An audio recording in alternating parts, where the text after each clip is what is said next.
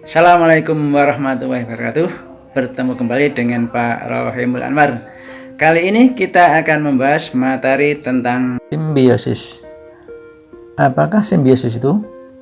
Simbiosis adalah hubungan antar makhluk hidup. Nah, ini didasari karena kebutuhan mungkin bahan makanan, karena kebutuhan tempat tinggal maupun perlindungan. Nah, yang kita pelajari nanti ada 4 macam simbiosis, yaitu mutualisme, parasitisme, komensalisme, dan amensalisme. Kita bahas satu persatu. Yang pertama, simbiosis mutualisme. Nah, kita harus tahu dulu apa itu simbiosis mutualisme. Simbiosis mutualisme adalah hubungan antara dua jenis makhluk hidup yang berbeda dengan catatan ini saling menguntungkan. Artinya makhluk hidup yang satu untung, makhluk hidup yang lain juga untung. Contohnya, misalnya rayap dengan protozoa. Nah, rayap dibantu dalam mencerna kayu sehingga lunak. Sedangkan protozoa itu mendapatkan tempat tinggal atau makanan dari rayap. Yang kedua, contoh yang kedua itu ikan badut dengan anemon laut. Ini juga mutualisme, semuanya untung. Anemon laut itu memberikan perlindungan kepada ikan badut karena tidak terlihat dari serangan predator atau ikan yang lebih besar. Sedangkan ikan badut memakan parasit berbahayanya pada anemon laut sehingga bersih dari kotoran. Nah, ada juga nih kerbau dan jalak. Kerbaunya diuntungkan karena kutunya kan hilang dimakan oleh jalak. Nah, jalaknya beruntung karena mendapatkan makanan. Kemudian kupu-kupu dengan bunga. Yang satu tumbuhan, yang satu hewan. Kupu-kupu ini untung karena mendapat nektar ya dari bunga. Sedangkan bunga itu dibantu penyerbuannya. Yang berikutnya lebah dan bunga. Lebah dan bunga ini juga simbiosis mutualisme. Lebah diuntungkan mendapatkan nektar dan bunga dibantu penyerbukan. Kemudian ada lagi manusia dengan bakteri E. coli. Nah, manusia diuntungkan oleh bakteri E. coli karena dapat membusukkan makanan di dalam proses pencernaan. Nah, bakteri E. coli itu memperoleh tempat hidup serta makanan. Ada juga tanaman kacang-kacangan dengan bakteri Rhizobium. Bakteri Rhizobium hidup dan memperoleh makanan dari akar tumbuhan kacang, sehingga membentuk bintil-bintil pada akar. Selain itu, Rhizobium juga mengikat nitrogen yang membantu tumbuhan kacang itu untuk tumbuh. Simbiosis parasitisme. Apakah yang dimaksud dengan simbiosis parasitisme? Yaitu hubungan di antara dua jenis makhluk hidup yang berbeda, bisa hewan dengan hewan, bisa hewan dengan tumbuhan, bisa dengan manusia, di mana yang satu makhluk hidup mendapatkan keuntungan, sedangkan yang lain itu dirugikan. Contohnya misalnya ini benalu dengan tumbuhan inangnya. Benalu itu diuntungkan karena menyerap sari makanan. Nah, sedangkan inangnya yang ditumpang itu dirugikan karena makanannya diserap. Yang kedua, itu kutu dan hewan yang besar yang dihinggapinya ya.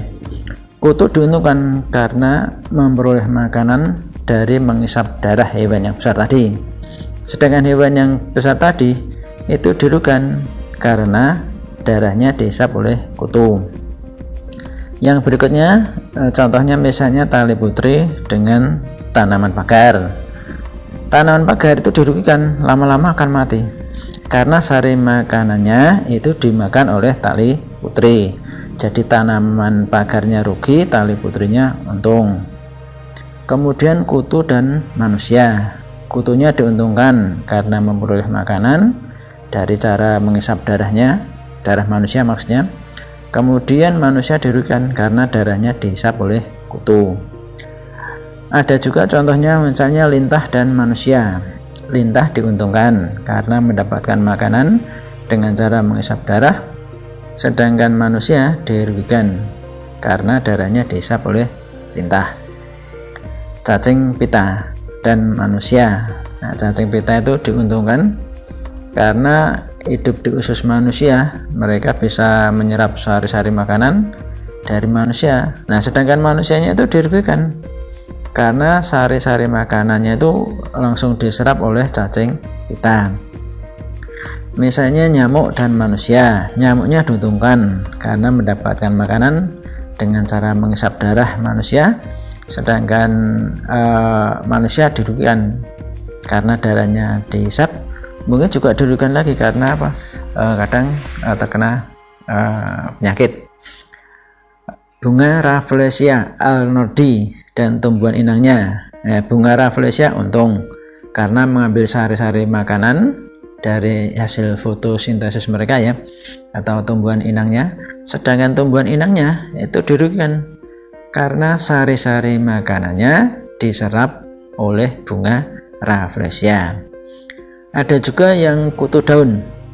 Nah, kutu daun itu yang hidupnya menempel di daun-daun itu ya. Kutunya untung menghisap getah pada tumbuhan tadi dari daunnya itu, sedangkan tumbuhannya dirugikan karena dihisap oleh kutu, sehingga mungkin lama-lama akan mati. Simbiosis komensalisme. Apakah yang dimaksud simbiosis komensalisme? Yaitu semacam hubungan antara dua makhluk hidup yang berbeda. Yang satu itu diuntungkan, sedangkan yang satunya lagi itu tidak diuntungkan dan tidak juga dirugikan. Nah, contohnya serigala emas dan harimau. Serigala emas itu yang terpisah dari gerombolannya akan mengikuti harimau untuk makan sisa-sisa makan harimau itu ya. Nah, sedangkan serigala emas tidak perlu berburu untuk mendapatkan makanannya, sehingga harimau juga tidak diuntungkan dan tidak dirugikan karena sudah kenyang, sedangkan serigala emas juga tidak mengganggu harimau. Yang berikutnya itu ikan remora dengan ikan hiu. Nah, ikan remora ini dapat berlindung dari musuhnya atau pemangsa atau predatornya, sehingga leluasa mencari makanannya dan mendapatkan sisa-sisa dari makanan hiu. Sedangkan ikan hiu tidak mendapat keuntungan dan juga tidak dirugikan karena adanya ikan remora. Ada juga bunga anggrek dengan pohon inangnya. Bunga anggrek tumbuh menempel pada pohon atau inangnya. Bunga anggrek mendapatkan keuntungan apa? Dengan makan sisa-sisa kotoran kayu.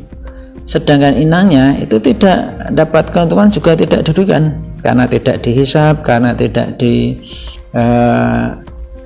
getahnya itu.